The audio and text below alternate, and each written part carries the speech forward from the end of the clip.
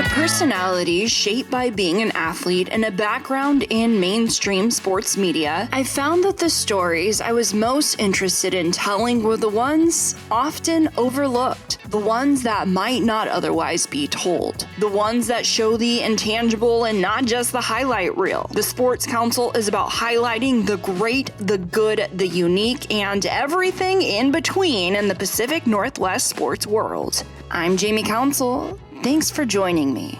You're listening to the Sports Council on 1340 ESPN, the Tri-Cities leader in sports.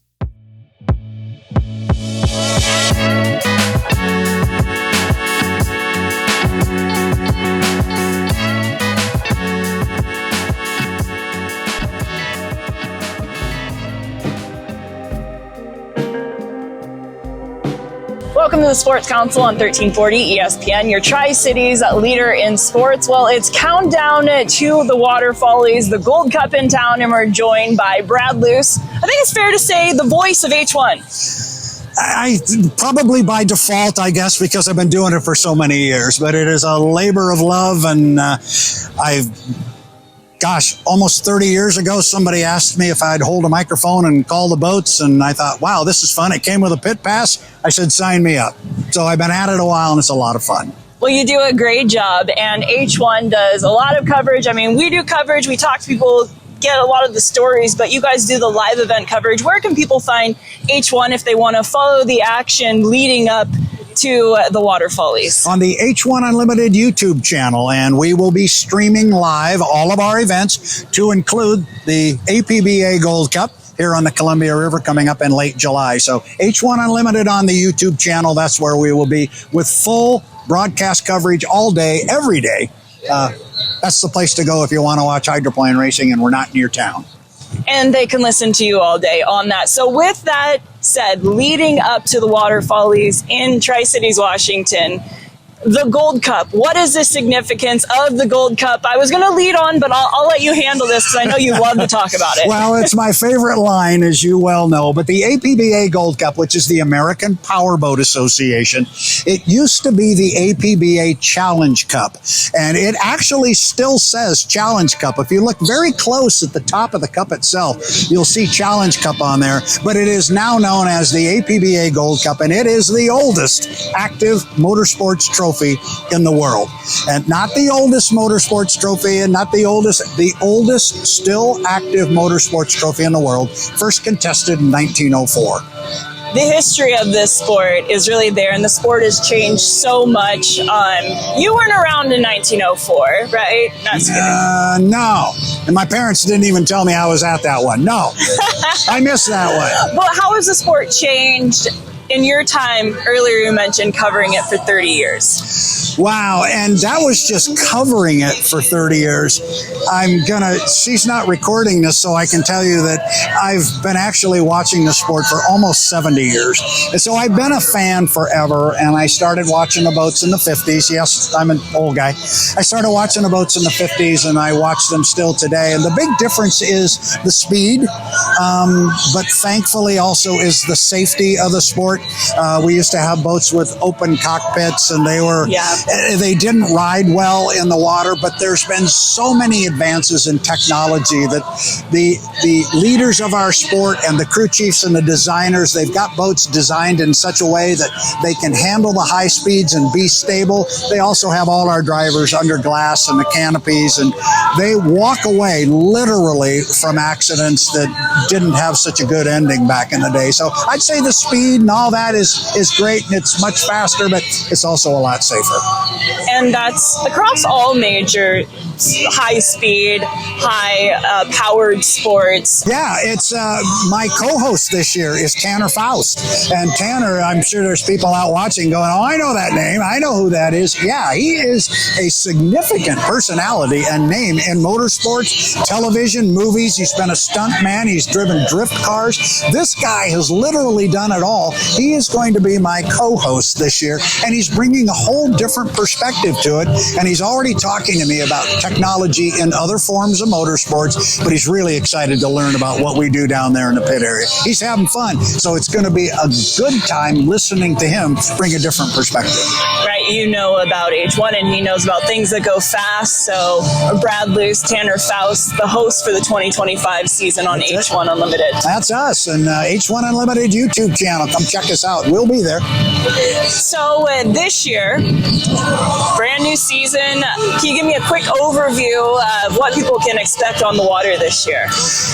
On the water, it's going to be, I was a salesman in my entire career, so I am inherently optimistic, but I'm going to say it's going to be a very, very competitive season. We're not going to have, people are wondering, are we going to have 12 and 14 boats again? I know that's what we all want, and more race sites and all this.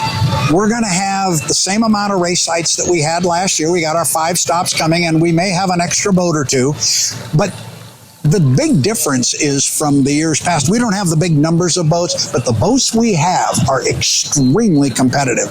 And we're going to bring to the Tri-Cities, we should expect 8 boats here.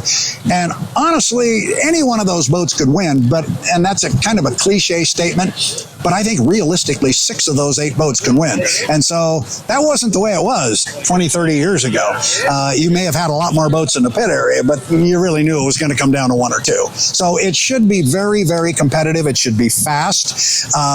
We've got some good stories to follow this year. Dave Villwalk is still driving. He's the oldest driver in our sport. He's the winningest driver in our sport. He's won 67 contests. He wins another one. Obviously that'll be number 68. He's already leading the pack. But if he gets the APBA Gold Cup, if he gets that win here on the Columbia River, he will tie Chip Hanauer with the most Gold Cup victories in his career. So there's that story to follow, and he's not a young guy anymore, but I've talked to him about that. He says he's still got it. He's still got the reflexes. We've got some teams and boats that have moved during the off season, and they're going to look exactly the same as they did last year, but the boats are under different ownership. You're here in the Tri-Cities. You got Apollo Mechanical over there. You got Bruce Rashford, who stepped up. He doesn't own 1, 2. He owns 3 boats now. He's got 2 of them here at the test session. He'll have 2 of them racing. Yeah, I get excited. I'm sorry. I can go on and on because I think it is going to be really, really competitive. And that's what the fans want. I have always said, just put a couple of boats on the water and put them side by side and let them duke it out on the water. It's the best spectacle in the world. You got into my next question of bringing up Bruce Ratchford, owner of 3 boats, and just a few years ago we were making the headlines of the first Tri-City based boat owner of Darrell Strong, and Bruce is like, hey, well, watch me. I have 1 more boat than you. He does, and those 2 are now at the head of Hydrotown. Darrell Strong, as you mentioned, and Bruce Ratchford, and so they're kind of leading the sport, and they have big plans for the sport. They are investing heavily in the sport. We've got this new live stream production team that's right here off camera. You see what we've got going on. There's a lot of money being stuck into this sport out of a couple of people's pockets, and they're doing it not out of the goodness of their heart. They think they can invest in this and make it bigger and grow it and make it better. And we needed leadership like that. We've got it.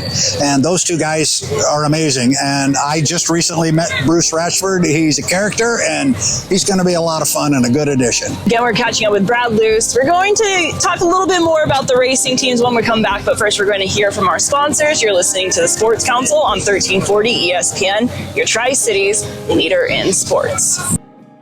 Krispy Kreme is bringing back sweet nostalgia with the Pac-Man Retro Collection. Your favorite yellow Ghostbuster has taken over our donuts now through June 1st. Hurry in before it's game over. And don't miss our Strawberry Glazed Original, only May 24th through the 26th, 1 weekend only. Still fundraising? We're taking orders now. Plus, ask in-store how to download the Krispy Kreme app and stay updated with the latest treats. That's your local Krispy Kreme, 2805 Dupertail in Richland. Come in with a sweet tooth, leave with a smile. Inconveniences can happen at, well, inconvenient times. JRT Mechanical has plumbers and HVAC technicians available 24/7 if an emergency does arise. Or if you feel like your house isn't cooling like it used to, or if you're tired of a hose leaking from last winter's freeze, JRT is an honest, reliable company that's been in the Pacific Northwest for more than 3 decades. Give JRT Mechanical a call at 509-314-4314 or visit jrtmechanical.com. If you've got a winery, brewery, or dairy, why buy industrial parts and supplies from across the country? Central Industrial Sales is your local source for supplies and equipment for the dairy, food processing, winery, and brewing industries. We specialize in custom fabrication, industrial cleaning equipment, sanitary fittings, valves, pumps, chemicals, and many other supplies. Everything's available through our website, by phone, or by dropping by our office. Call 509-375-4032 or find us at centralindustrialsales.com. You're listening to Jamie Council on the Sports Council. We're back on the Sports Council on 1340 ESPN, your Tri-Cities leader in sports. Countdown to the Water Follies. Catching up with Brad Luce, host for H1 Unlimited. And we talked a little bit about the sport and about some of the storylines this year, but let's go ahead and talk about some of the teams. And we'll start with the Tri-Cities-based teams. And everybody knows Strong Racing. They've been around a little longer. I know Bruce Ratchford's trying to change that. Have Corey Peabody driving the white boat, the blue and white one, the U9, the Beacon Plumbing. J. Michael Kelly drives the U8, the Beacon Electric. They have the same sponsor out of the Greater Seattle area. They've been involved in the sport, Beacon. And so those boats will look very similar to the fans with the same drivers, Corey Peabody and J. Michael Kelly. I can tell you from having dealt with these guys, Corey Peabody is somebody who does not like to win. For the last 2 years, he has finished in second place in national high points. And I can tell you, he makes no bones about it. He doesn't like it. He does not like it at all. J. Michael Kelly was our 2023 Gold Cup champion. He didn't win it last year. Now, he'll say the only good news to that was Corey Peabody did. But they won some big races, but they didn't win the National High Points Championship, and I know that's where they are focused. Interesting point on that. Corey Peabody first raced out here, I want to say 2021. I could be wrong on that. But anyway, his first race here, he was driving a boat for Rob Graham. He made the final heat. He finished in last place. Our fans may not realize, since then, he has never lost on the Columbia River. He didn't race in 2022 because he crashed his boat, but he owns this river. Corey Peabody. So keep an eye on that guy. He likes this body of water. Corey loves the river. He is focused on winning here again, but also claiming the National High Points Championship.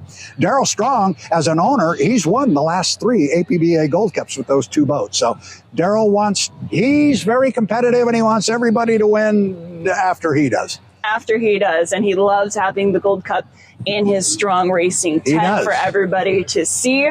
And last year, the National High Points champion, Andrew Tate.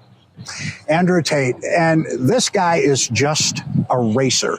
He's up here today. We're at the test session, and he just got back from being down in New Zealand, running in the Lucas Oil Thunder Series down in New Zealand, and he was victorious down there in one of the events. I haven't had a chance to talk to him about that, but I know it was a good experience for him.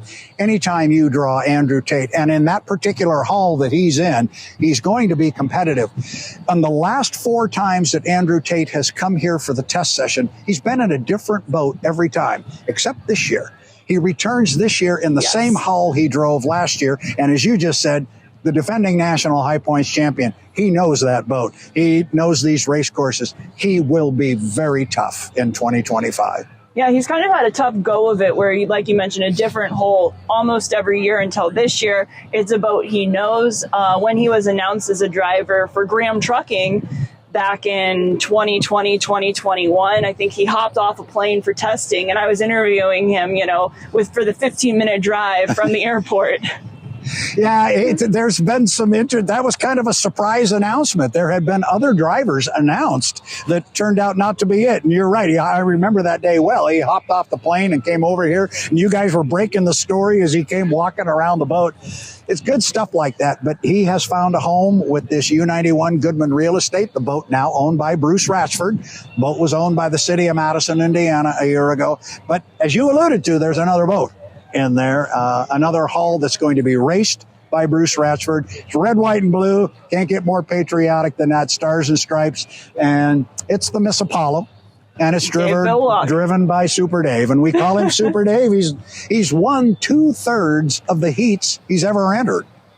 And this guy's a winner. He drove the famous Budweiser back in the days. He drove Circus. He's driven some of the biggest name boats and for some of the biggest owners our sport has ever had. And he is just a winner. But those are two camps, Strong Racing and Ratchford Racing, BWR Racing, that are going to have two boats apiece. Then you got the Rainies out of Clay Ellum. They're going to bring their boat in, and they have a big story now. They have a brand new sponsor. And so the Flavor Pack that was on board a different boat last year, it's now on board with Scott and Shannon Rainey, the U11. They've been scrambling the last 7 or 8 days to get the boat wrapped, get the truck painted, and so forth. The team itself is the same. It's still Scott and Shannon Rainey, the boat owner. Scott is the crew chief. Jamie Nielsen's going to be behind the wheel, so it's a boat he knows. They've just got a different sponsor, so it will look different, but it's the same team on the water. Gunnar O'Farrell driving the U21, the Lake Ridge Paving. Yeah. They will be back, hopefully, for the Gold Cup and Seattle. We understand that is their plan, to run just the West Coast races. Yes. We hope also to see Rob Graham's U12, the Graham Trucking with Jeff Bernard.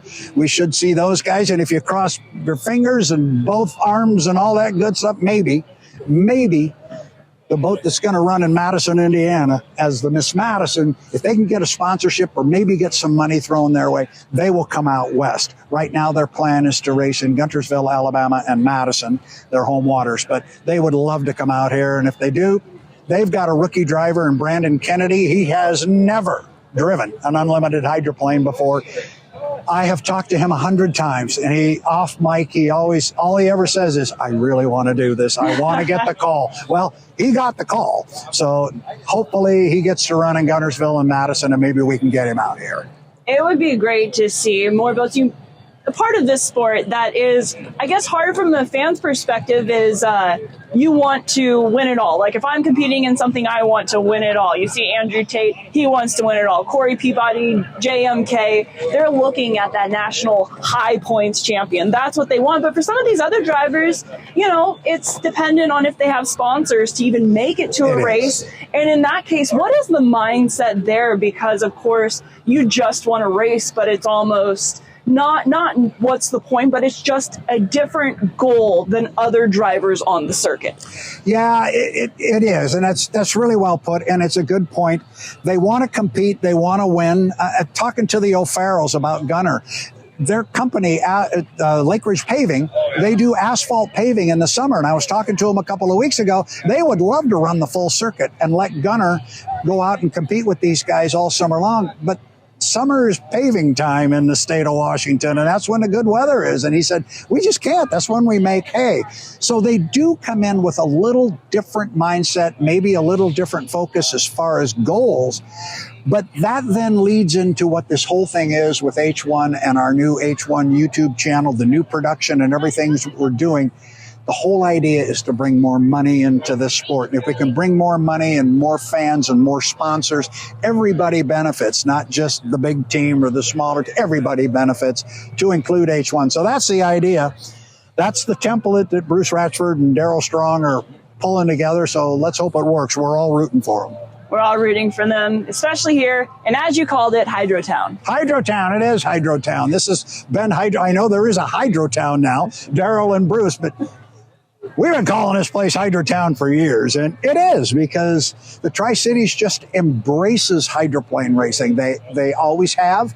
They always will, we hope, as long as we keep putting a decent product out on the water. It's a big weekend. It's 3 days. I like to make the comment when I was a kid growing up in Seattle that 3 days every summer the circus comes to town, and that's kind of what H1 Unlimited Racing is. It's 3 days, clear the calendar. We're going down to the Columbia. We're going to be in the sun. We're going to watch 200-mile-an-hour race boats. Doesn't get any better than that.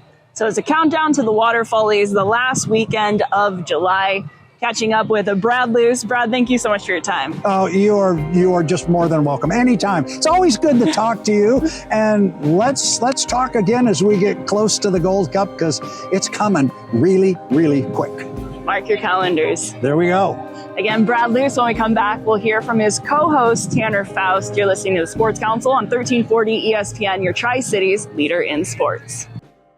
Inconveniences can happen at, well, inconvenient times. JRT Mechanical has plumbers and HVAC technicians available 24/7 if an emergency does arise. Or if you feel like your house isn't cooling like it used to, or if you're tired of a hose leaking from last winter's freeze, JRT is an honest, reliable company that's been in the Pacific Northwest for more than 3 decades. Give JRT Mechanical a call at 509-314-4314 or visit jrtmechanical.com. If you've got a winery, brewery, or dairy, why buy industrial parts and supplies from across the country? Central Industrial Sales is your local source for supplies and equipment for the dairy, food processing, winery, and brewing industries. We specialize in custom fabrication, industrial cleaning equipment, sanitary fittings, valves, pumps, chemicals, and many other supplies. Everything's available through our website, by phone, or by dropping by our office. Call 509-375-4032 or find us at centralindustrialsales.com. is bringing back sweet nostalgia with the Pac-Man Retro Collection. Your favorite yellow Ghostbuster has taken over our donuts now through June 1st. Hurry in before it's game over. And don't miss our strawberry glazed original, only May 24th through the 26th, one weekend only. Still fundraising? We're taking orders now. Plus, ask in-store how to download the Krispy Kreme app and stay updated with the latest treats. That's your local Krispy Kreme, 2805 Dupertail in Richmond. Come in with a sweet tooth, leave with a smile.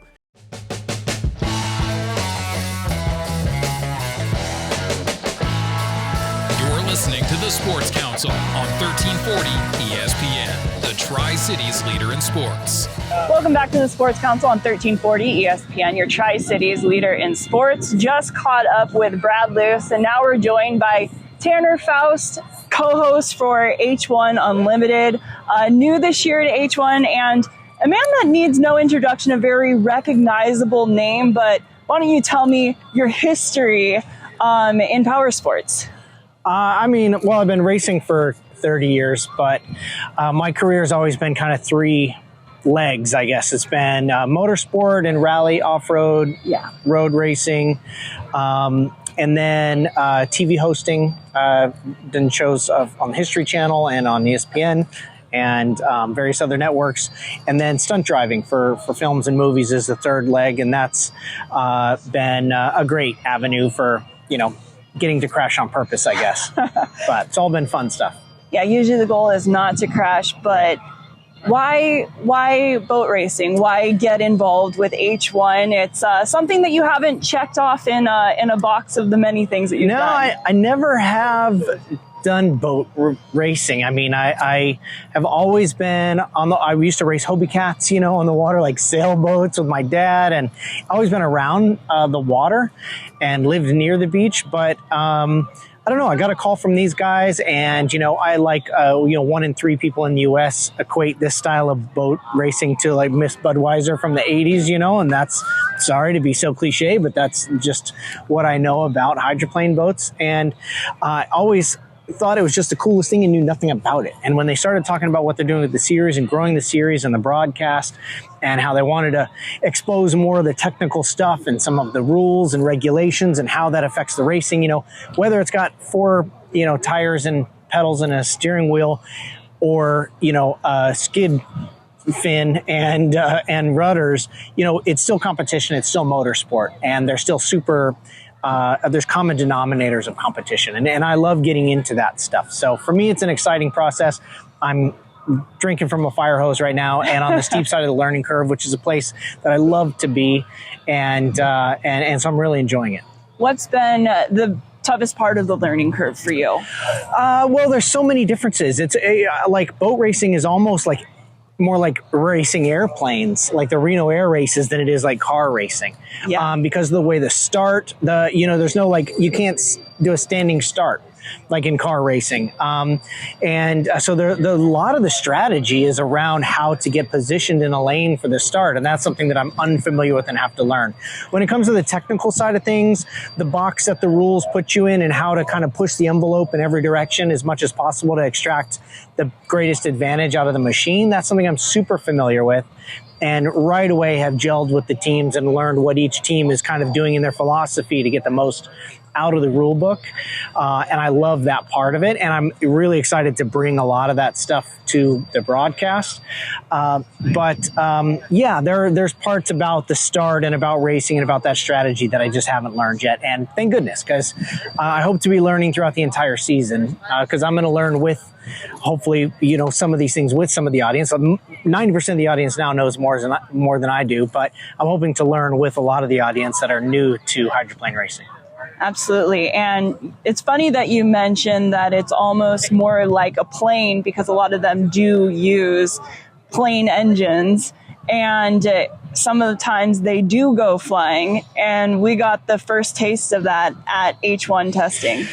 Yeah, that's gnarly. They call it a blowover, right? Which is very easy to do, it seems like, because the hydroplanes especially are floating just on ground effect, essentially.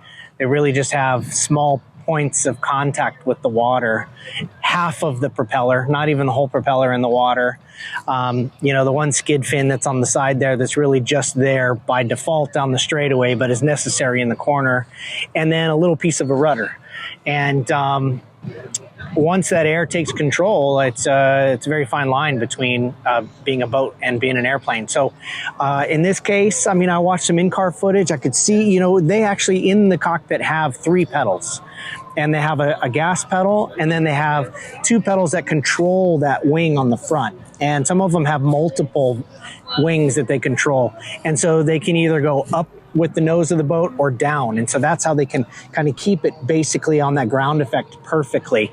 And if your foot hits something on accident, or you push the wrong pedal, or you have a problem with that cable system and you allow more air under the boat than you wanted, you're going in the air. And from the in-car, that's what it looked like what happened. But this is my first time watching this. And so I can't wait to learn from those more experienced, how something like that can happen. But everybody's okay. Walked away. The boat looks shockingly okay. We'll see if they can get it fixed in 2 months for the first race. Yeah, gunner O'Farrell's okay. And what you do is transferable. Like you said, you're learning a lot of the mechanics, but understanding the mechanics and understanding what it's like to be in the cockpit, or, whatever it is, in the driver's seat, I guess you should say, is something that this sport really hasn't had in that position that you're going to be able to bring to the broadcast. Well, I think my perspective will certainly be different than somebody who kind of grew up racing these boats. I'll be learning with a lot of the audience as we go. So hopefully that's fun for the people that chime in. There are certainly a lot of racers that could speak to exactly what it's like and how the ripples affect the boat. And now we have a northwest wind that's going to affect turn 4 out of this particular course. So there's a lot of people with a lot more experience, but I'm super fascinated to learn it and to learn alongside some of the people watching and to understand some of the competition details. I certainly know what it's like to be under pressure and have to make tricky decisions and focus either on this corner is the whole world, or I have a whole season to run kind of mentality, and the contrast to that from the driver's seat. So again, this is the countdown to the Water Follies, happening the last week of July on the H1 Unlimited circuit. It's the APBA Gold Cup, and we're catching up with Tanner Foust. And Tanner, last question here. The Tri-Cities, what are your thoughts on it? It's such a cool area. And of course, this is the perfect stadium for a series like this. The fact that these boats, they're basically Formula One cars on water. They go 200 miles an hour in the straightaways. It's just insane.